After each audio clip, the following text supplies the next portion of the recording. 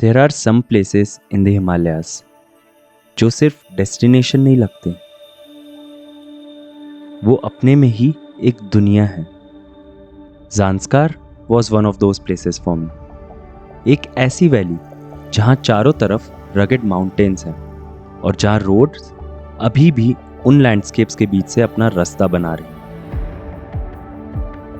तो शिंकुला पास क्रॉस करके ज़ांस्कार में एंटर करते ही कॉन्बो रंगजौन आता है, जहाँ मैं पहले भी आ चुका हूँ। लेकिन यहीं से शुरू होती है ज़ांस्कार की असली कहानी। कुछ ऐसी जगहें जो रियल से ज़्यादा फेरी टेल लगती है। And that's why this time I wanted to go deeper into Zanskar to see what lies beyond the places I had already visited. करीब 12,500 फीट की ऊंचाई पे ज़ांस्कार की लुंगनक वैली में है एक ऐसी मोनेस्ट्री जहां पहुंचना किसी एडवेंचर से कम नहीं, और पहुंचने के लिए करना पड़ता है एक छोटा सा हाइक।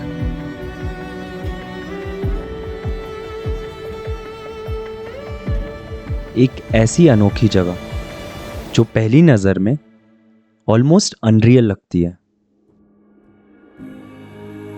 फुक्तल मोनेस्ट्री, एक नेचुरल केव के अंदर बनी हुई ये मोनेस्ट्री लिटरली माउंटेन के अंदर डिसअपेयर होती हुई सी लगती है।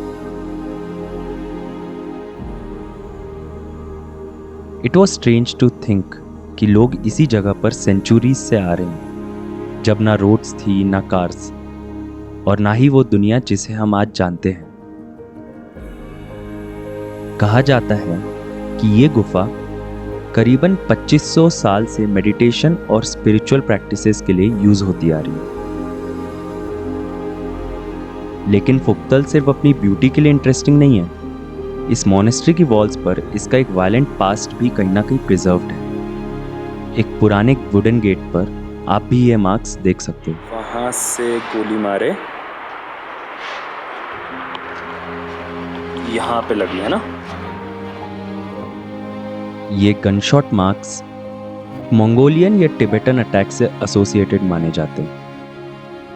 मोनेस्ट्री के अंदर एक और चीज थी जो काफी हिस्टोरिक थी, एक चौटन जिसमें मोनेस्ट्री के फाउंडर के रिमेन्स रखे हुए हैं। And that's something I found really fascinating about travelling through Zanskar.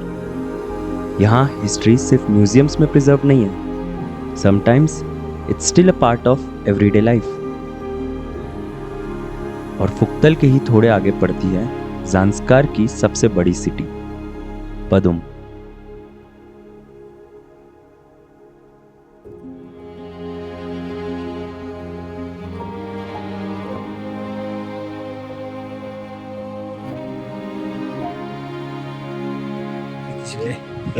झूले वेलकम टू ज़ांस्कार, पदुम ज़ांस्कार है ना ये।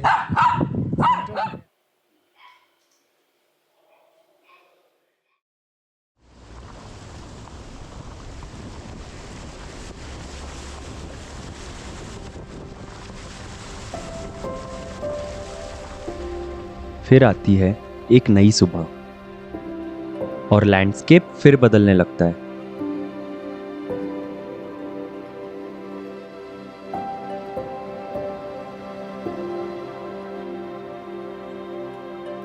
माउंटेन्स हर दिशा में फैलने लगे और वैली और भी ज़्यादा खुलते गई, और इसी रोड पर चलते हुए दिखता है द्रांद्रुंग ग्लेशियर। 23 किलोमीटर लॉन्ग ज़ांस्कार के लार्जेस्ट ग्लेशियर्स में से एक।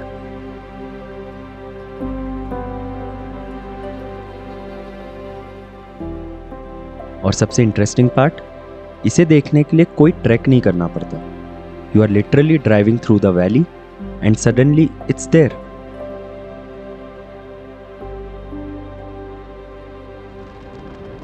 और जैसे जैसे रोड पे आगे बढ़ते गया, पड़ी एक और अनोखी जगह, एक लेक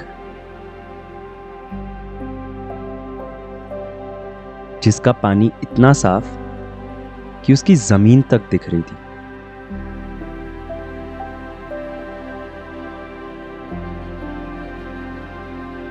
पर जहां मैं एक लेक को देख के इतना खुश हो गया, ड्रोन उड़ाया तो पता चला कि वहां सिर्फ एक नहीं बल्कि 2 लेक्स थी।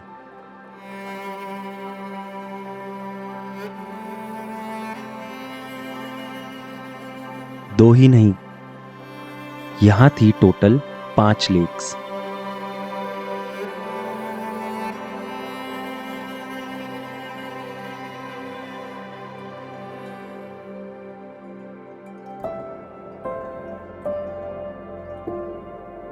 It was one of those moments जहां एक्चुअली कोई डेस्टिनेशन मैटर नहीं करती। ये नज़ारे और मैं, बस इतना ही काफी था। और अब आती है एक ऐसी जगह जो बनी थी 18th सेंचुरी में, रांगदुम मॉनेस्ट्री। एक छोटे से हिल पर बनी हुई है मॉनेस्ट्री, और उसके चारों तरफ इतनी मैसिव वैली कि मॉनेस्ट्री ऑलमोस्ट लैंडस्केप का एक पार्ट लगती है। और यहाँ मेरी मुलाकात हुई एक मॉन्क से। ये मॉनेस्ट्री जो लगभग 300-400 साल पुरानी। इस मॉनेस्ट्री को जो दलाई लामा जी के छोटा भाई नारी रिम्पोचे हैं, उनका 8th रीइंकार्नेशन गिले इशी टप्पा ने बनाया है। अच्छा अच्छा।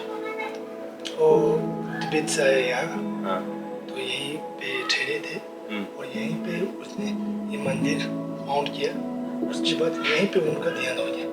अच्छा, यहीं पे मतलब उन्होंने अपनी लाइफ यहीं पे गुजारी थी। तो उसका मम्मी जो यहाँ है, उन्हीं के जिनने ये बनाई मॉनेस्ट्री, उन्हीं का मम्मी यहाँ पे एक्चुअल बॉडी है, एक्चुअल बॉडी उनकी, जिनने ये मॉनेस्ट्री बनाई। कितने साल पहले? लगभग 400 साल पहले। और यहाँ पे इनको प्रिजर्व करके रखा है ना।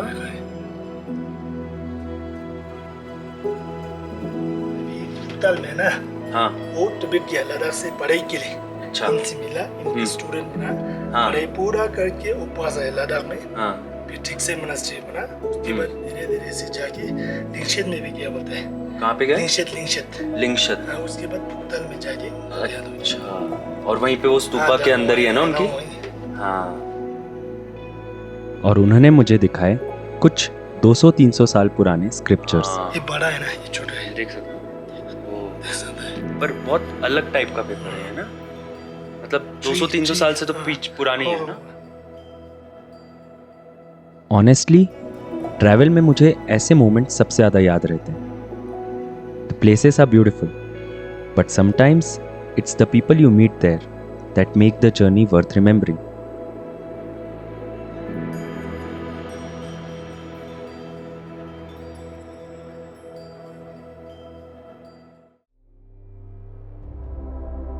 ज़ांस्कार में एक चीज़ मुझे बार बार रियलाइज़ हो रही थी कि यहाँ रोड पर ड्राइव करना भी अपने आप में एक एक्सपीरियंस है।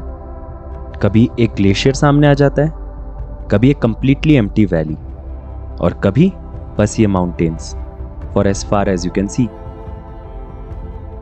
और ज़ांस्कार के एंड तक पहुँचते पहुँचते एक और ग्लेशियर सामने आ जाता है, परकाचिक ग्लेशियर, जो पीक नुनकुन मैसिव से नीचे आता है कारगिल के सुरू वैली की तरफ। और यहीं के एक लोकल ने मुझे इस ग्लेशियर के माउथ की कुछ फोटोज दिखाई। जो व्यू मैं रोड से देख रहा था, उसके कंपैरिजन में उन फोटोज में ग्लेशियर का स्केल कंप्लीटली डिफरेंट फील हो रहा था।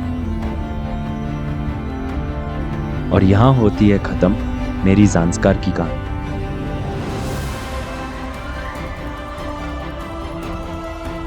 Somewhere between the glaciers, monasteries, lakes, I realized कि जर्नी का बेस्ट पार्ट अक्सर वो होता है जो आपने प्लान ही ना किया हो।